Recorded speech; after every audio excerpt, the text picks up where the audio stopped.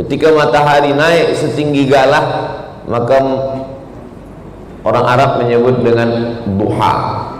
Allah bersumpah dalam Al-Quran demi 6 waktu. Duha termasuk yang dipakai Allah dalam sumpah. A'udzubillahi minasyaitonirrajim. Wadduha. Selepas itu matahari naik panas. Wan nahari idza tajalla. Selepas itu matahari condong. Wal asri. Selepas itu masuk waktu malam. Allah bersumpah 2 kali. Wal laili idza saja. Wal laili idza yaghsha. Selepas itu terbit fajar. Wal fajri wa layalin ashr. Selepas itu masuk waktu subuh. Was-subhi idza tanaffas. Biasa kalau Allah Ta'ala bersumpah dengan sesuatu, menunjukkan sesuatu itu besar. Contoh matahari. Wasyamsi wa duhaha. Besar tapi lebih kecil daripada matahari, yaitu bumi. Wal ardi wa ma tahaha. Sebesar apa perbandingan matahari dengan bumi? Kalau matahari sebesar bola sepak, maka bumi sebesar kacang hijau. Jadi kalau matahari sebesar bola sepak, bumi sebesar kacang hijau, Abdul Somad sebesar apa? Maka kalau ada jiran kita, kawan kita, sahabat kita sombong, angkuh, rasa dialah paling besar, balik dari sini bawakan bola sepak, bawakan kacang hijau. Wasyamsi wa duhaha wal ardi wa ma tahaha. Awak tak ada apa-apanya. Manusia yang sombong. Ustaz Abdul Somad ini cerita pasal sombong, pasal angkuh, pasal takbur, merasa diri besar, merasa diri tinggi. Hari ini Ustaz Somad lah yang sombong. Dia tinggi di atas pentas, dia pula di atas kerusi. Bukan mahu saya. Ini dibuat macam ini bukan supaya saya sombong, sebab supaya kamera ni boleh ambil gambar saya. Ini perlu saya jelaskan supaya jangan ada dusta di antara kita. Nah, jadi Allah Ta'ala bersumpah demi waktu. Kenapa Allah Ta'ala bersumpah demi waktu? Orang putih mengatakan time is money. Waktu adalah duit. Sebab mereka materialistik. Dia percaya kepada benda, duit, harta. Tapi dalam Islam ada yang lebih hebat daripada itu semua, bahwa waktu ini bukan setakat duit, tapi waktu ini nanti akan ditanya di hadapan Allah Subhanahu wa Ta'ala.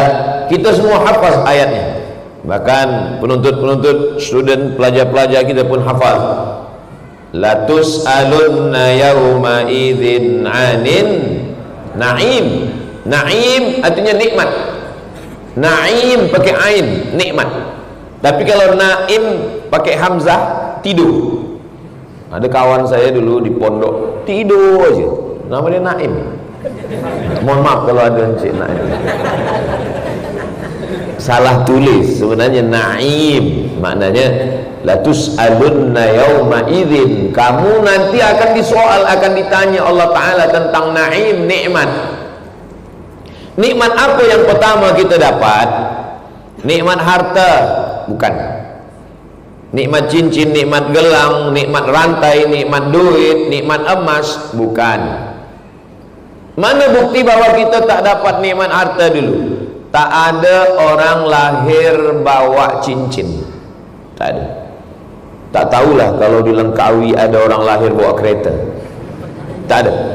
Maka yang pertama kali kita bawa ke dunia ini nikmat apa? Nikmat waktu, nikmat umur. Inna ahadakum yujma'u khalquhu fi batni ummihi arba'ina yawman nutfah. Kamu diciptakan dalam, maaf cakap, rahim perut ibu kamu 40 hari dalam bentuk nutfah, air. 40 hari air. Summa yakunu alaqatan mithla dhalik, 40 hari dalam bentuk alaqah, darah. Darah yang menempel di dinding rahim. Summa yakunu mudghatan mithla dhalik, 40 hari dalam bentuk daging. 40 hari air, 40 hari darah, 40 hari daging, 120 hari 4 bulan. Summa yursalul malaku. Apa 4 bulan pula? 40 120. Betul 4 bulan? 3 bulan? 3 bulan 90. Summa yursalul malaki, 40 hari 120 hari Allah Ta'ala kirimkan malaikat. Lalu malaikat itu pun membawa roh pun berjumpa dengan jasad. Ketika roh berjumpa dengan jasad, itulah disebut dengan umur. Roh berpisah dengan jasad disebut dengan mati. Tapi sebenarnya kita tak pernah mati.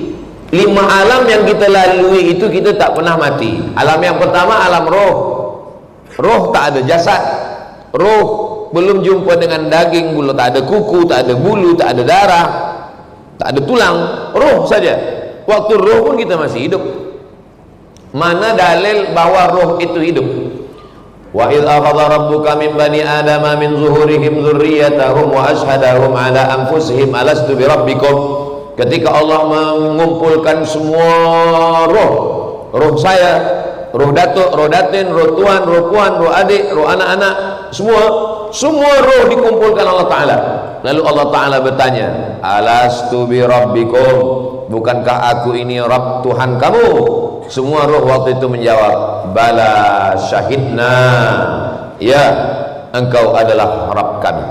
Bila kita pergi ke suatu tempat, kita nampak ada muka orang macam kita pernah nampak dia, tapi kita tak sekampung dengan dia, tak satu sekolah dengan dia, tak satu college dengan dia, tak satu university dengan dia, tapi macam pernah nampak.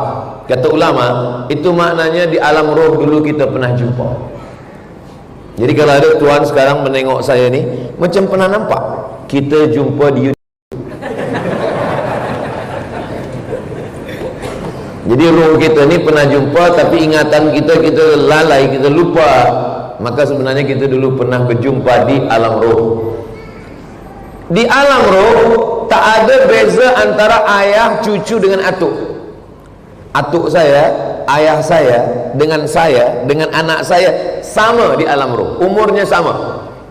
Lalu kemudian beratur. Selepas beratur, moyang saya dulu turun ke bumi, setelah itu atuk saya, setelah itu ayah saya, setelah itu saya, selepas itu barulah anak saya, selepas itu barulah cucu saya.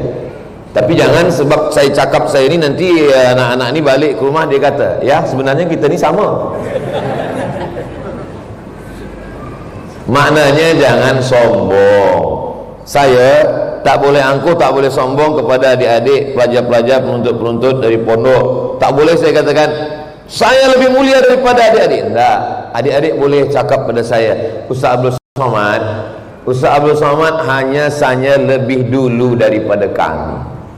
Ustaz tak ada lebih apa-apa. Ustaz cuma lebih dulu dari kami. Kalau kita sama satu kelas dulu, mungkin saya lebih pintar daripada Ustaz Abdul Somad. Tapi janganlah cakapkan macam itu. Jaga jugalah perasaan saya. Yang tua tidak merasa tua, yang muda tak merasa bangga. Kenapa? Karena sebenarnya kita ni sama. Tapi kemudian roh kita diambil oleh malaikat, dijumpakan dengan jasad, berdegup berdetak jantung. Itulah hebatnya perempuan. Lelaki, walaupun dia datuk, walaupun dia jenderal, walaupun dia hebat, walaupun dia ustaz, walaupun siapapun dia, jantung dalam badannya berdegup hanya satu. Jantung berdegup. Tapi perempuan pernah dalam badannya itu ada 2 jantung. Jantung dia dengan jantung anak dia. 2 jantung. Itu kalau anaknya 1. Kalau anaknya kembar 3. 4 jantung berdegup-degup dalam. Jantung yang normal, yang tak sakit, bunyinya, tapi ada jantung yang kencang. Jantung yang kencang itu disebabkan 2. Yang pertama, jatuh cinta. Yang kedua, jatuh tarikh bayar hutang. Maka ketika roh masuk ke dalam jasad, ada 2 kehidupan dalam diri. Ibunya hidup, anaknya hidup. Berapa lama kita di alam rahim? 9 bulan 10 hari. Di Langkawi perempuan masih mengandung 9 bulan 10 hari. Alhamdulillah. Di beberapa tempat saya tanya, dah cepat sekarang. Selepas 9 bulan 10 hari, di alam roh kita hidup. Di alam rahim hidup. Kena jantung berdegup, jantung berdetak. Selepas itu masuk ke alam dunia. Di alam dunia kita hidup. Berapa lama kita hidup di alam dunia? 63 tahun. Kalau ikut Nabi Muhammad sallallahu alaihi wasallam. Kalau ikut Nabi Nuh 950 tahun. Kalau ikut Imam Syafi'i lahir 150, meninggal 204. 150 204 54 tahun. Imam Nawawi 40 sekian tahun. Ustaz Abdul Somad berapa umur sekarang? Tak usahlah saya sebutkan. Umur sudah 48 tahun, tapi perasaan 28. Umur ini sebenarnya bukan masalah bila kita lahir. Umur ini adalah masalah perasaan kita. Jadi yang saya tengok di hadapan saya ini tidak ada orang tua. Yang di hadapan saya ini semua muda-muda semua. Saya dah tua lah Ustaz Abdul Somad. Ini yang di hadapan saya ini tak ada orang tua. Yang ada adalah orang-orang muda yang masuk ke badan orang tua. Bila ada orang datang ke masjid, ikut tazkirah, mengkaji duha, maka dia orang muda. Walaupun muda, tapi masih tidur di rumah, sudah pukul 9, maka dia sebenarnya sudah mati. Tak boleh Ustaz Abdul Somad cakap kasar macam itu. Bukan saya bercakap macam itu. Ini hadis Nabi.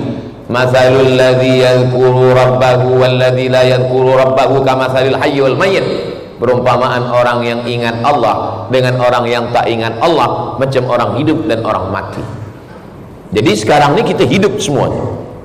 Orang yang lalai di luar sana, dia mati. Jadi kalau puan ingat Allah, puan hidup.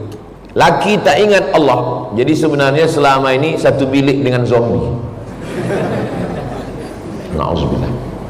Itulah kenapa suami mesti ingat Allah, istri mesti ingat Allah. Tadi diingatkan oleh MC kita, kepada semua yang belum niat i'tikaf, tolong niat i'tikaf. Nawaitul i'tikaf fi hadzal masjid lillahi ta'ala. Bagi yang belum tahu niat i'tikaf, lafazkan kuat untuk menghafaz. Kita kalau bawa anak budak kecil, kita kuatkan supaya anak kita belajar. Nawaitul i'tikaf fi hadzal masjid lillahi ta'ala. Saya tak tahu Ustaz. Saya takut anak saya tak tahu kalau saya tak tahu. Saya malu kalau anak saya tahu bahawa saya tak tahu. Gerakkan saja mulut. Nawaitul i'tikaf fi hadzal masjid lillahi ta'ala. Selama kita duduk di dalam masjid ini, malaikat mendoakan dua. Apa kata malaikat? Allahumma ighfir lahu, Allahumma arhamhu, Allahumma ighfir lahu, ampunkan dia. Allahumma arhamhu, rahmati dia. Allahumma ighfir lahu, ampunkan dia. Allahumma arhamhu, rahmati dia. Sampai orang keluar masjid atau wuduknya batal. Kemarin berwuduk dan saya jaga wuduk sampai sekarang. Tapi kalau ada di antara tuan-puan yang tak tahan nak lepaskan, lepas, jangan ditahan sampai biru muka menahan. Lepaskan, jangan bagi tahu kawan sebelah pula. Nah, selepas itu di alam dunia, lepas dari alam dunia ni kita tetap hidup juga. Lepas tu kemana kita pindah? Ke alam, Allah sebut dalam surat Ar-Rahman, bainahuma barzakhul la yabghiyan. Ini di Langkawi ada sungai. Air sungai ini tawar. Kita dikelilingi laut. Laut ni masin. Air tawar dengan air masin tak bercampur. Kalau bercampur air tawar dengan air masin, ini mati kita semua. Na'udzubillah, na'udzubillah. Kalau tak ada beras, tak ada padi, kita masih boleh hidup 3 bulan. Tapi kalau tak ada air, itu maka Ustaz Somad dibagi air supaya hidup. Kalau tak ada air, hari Isnin, Selasa, Rabu, Khamis, Hari Jumat tak ada lagi orang sembahyang Jumat, mati semua. 3 bulan boleh hidup kalau tak ada beras. 3 hari boleh hidup kalau tak ada air. 3 detik aku tak boleh hidup kalau tak ada kamu. Yang senyum yang dah nikah je. Begitulah Allah Ta'ala buat kita hidup terus.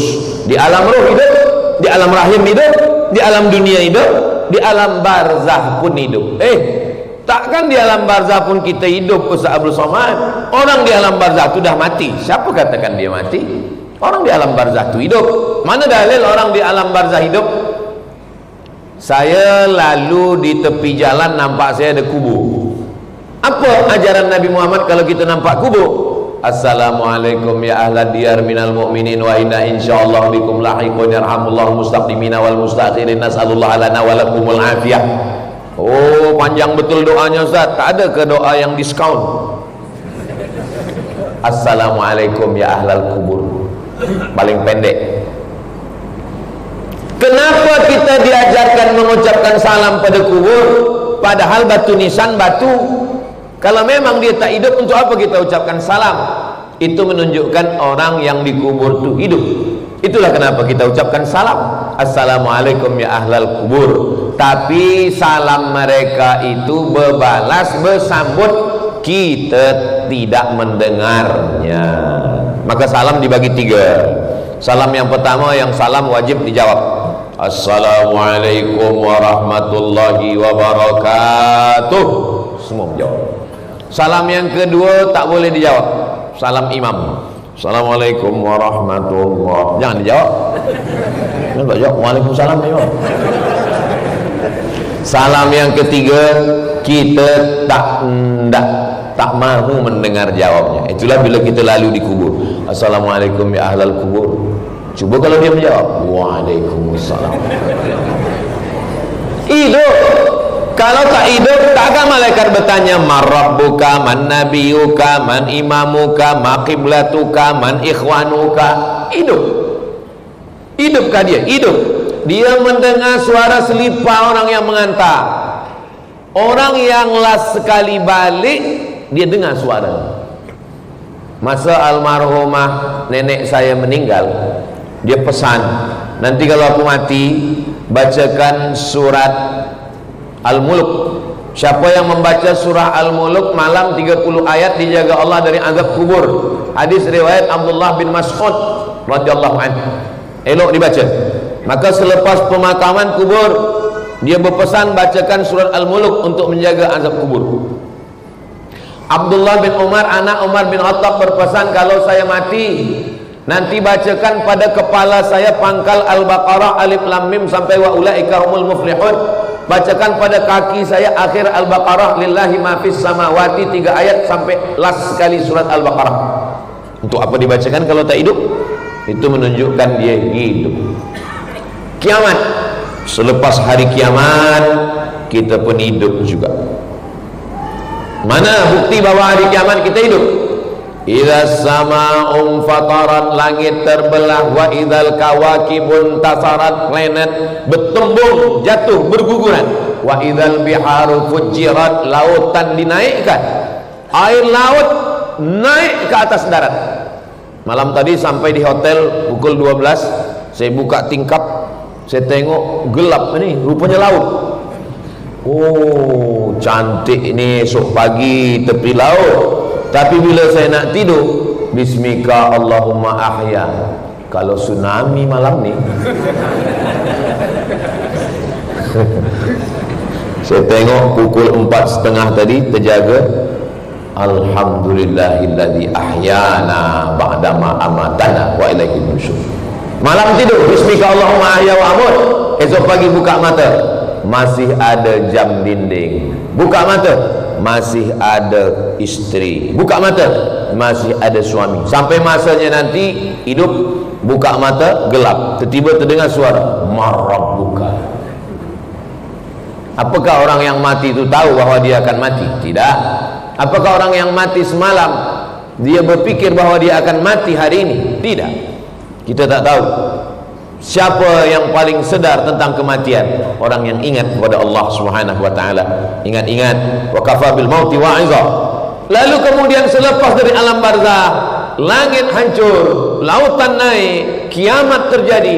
Wa idzal qubur bu'athirat, semua yang dikubur bangkit. Mana boleh orang mati bangkit balik? Datanglah seorang lelaki namanya Asi bin Wa'il. Dia bawa tulang yang sudah kering putih, tak ada lagi apa daging, lemak tak ada. Lalu dia tunjukkan tulang itu, dia tanya kepada Nabi Muhammad sallallahu alaihi wasallam, "Ya Muhammad, ayuhyi rabbuka hadzal 'idhama ba'da ma baliya wa ramma?" Apakah Tuhan engkau boleh menghidupkan tulang ini? Bolehkah tulang ini hidup balik? Nabi diam. Datang malaikat Jibril membawa ayat. Qul, katakan. Qul yuhyiha alladhi ansha'aha awwala marrah wa huwa bikulli khalqin alim. Katakan kepada dia, wahai Muhammad sallallahu alaihi wasallam, Allah yang menciptakan manusia, selepas manusia mati tak ada, selepas itu dia ada balik. Tak ada yang susah bagi Allah. Innama amruhu idza arada syai'an ay yaqula lahu kun fayakun. Ada di dalam badan kita ini yang tak hancur. Kalau kita mati, masuk ke dalam tanah, seminggu di dalam tanah, yang pertama keluar biji mata. Biji mata ni keluar. Selepas itu rambut lepas dari kepala. Selepas itu kuku-kuku semua lepas dari tangan. Selepas itu perut membesar, usus, lambung, perut membengkak, tus, pecah. Cacing-cacing semua datang. Semua cacing-cacing datang. Apa kata cacing? Brownies sudah siap. Siapa dulu yang suka menyiksa cacing? Apa kata cacing? Inilah yang dulu menangkap atuk kita masa dia memancing. Hari pembalasan. Bukan maksud saya nak takut-takutkan. Yang mancing sini, saya pun mancing juga, tak masalah. Yang lepas ni takut semua. Saudara yang dimuliakan Allah Subhanahu wa taala.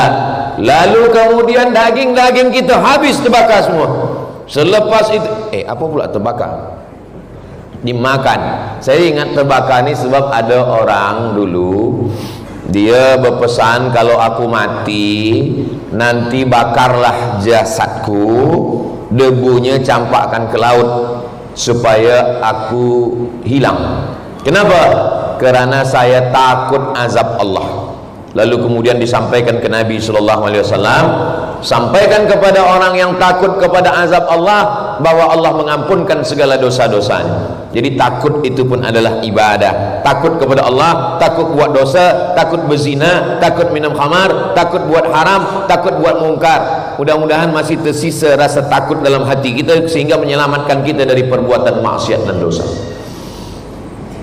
Selepas itu kita pun hidup sampai di surga.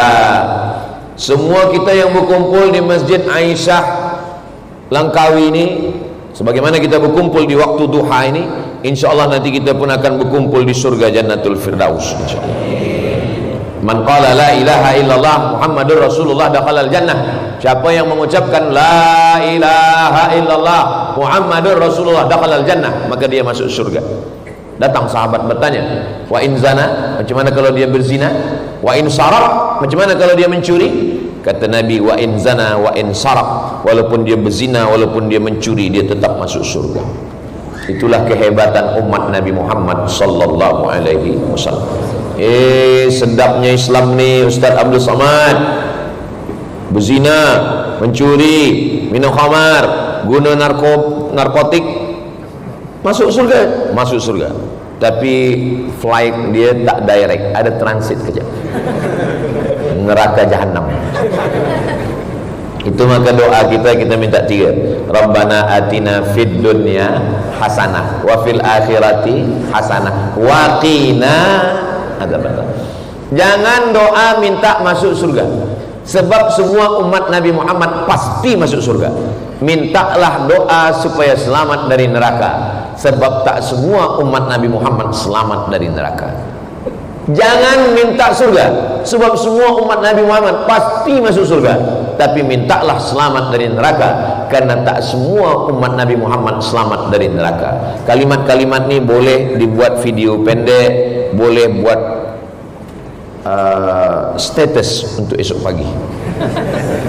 Supaya apa? Supaya bila orang tengok FB, tengok Instagram, tengok TikTok, dia ingat, oh rupanya tak semua. 7 kali kita baca pagi, 7 kali petang, ba'da subuh 7 kali, ba'da maghrib 7 kali. Allahumma ajirna minan nar, Allahumma ajirna minan nar, Allahumma ajirna minan nar, Allahumma ajirna minan nar, Allahumma ajirna minan nar, Allahumma ajirna minan nar, Allahumma ajirna minan nar. Allahumma ya Allah, ajirna, selamatkan kami minan nar, daripada neraka. Jadi sebenarnya kita hidup terus, tak pernah mati. Oh, kalau hidup terus tak pernah mati, Highlander lah. Hidup maknanya hidup ada yang beramal, ada hidup yang tak beramal. Lalu yang ustaz-ustaz katakan selalu, tok-tok guru selalu katakan, marilah kita beramal sebelum masa mati datang.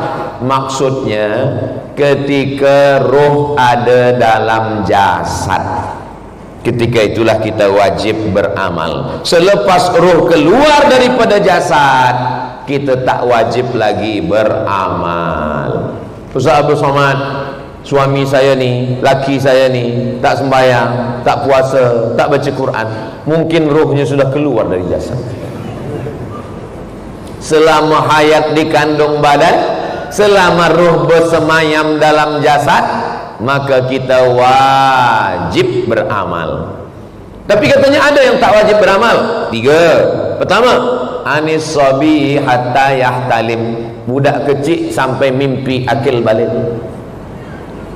Kedua, anin naim hatta yastaiqiz, orang tidur sampai jaga tidur. Jadi kalau tak nak beramal, tidurlah. Ketiga, anil majnun, gila, hatta yafiq, sampai sihat. Orang gila tak wajib sembahyang, tak wajib puasa, tak wajib haji, tak wajib umrah, tak wajib zakat. Gila. Sebab apa ketiga-tiga makhluk Allah ini tak wajib beramal? Budak kecil, orang tidur, orang gila. Beza, tapi sebenarnya satu, akal tak ada. Siapa yang wajib sembahyang, baligh berakal. Siapa yang wajib puasa, baligh berakal. Siapa yang wajib haji, baligh berakal. Siapa yang wajib zakat, baligh berakal, berharta, cukup nisab, cukup setahun. Yang tak cukup syarat, tak wajib.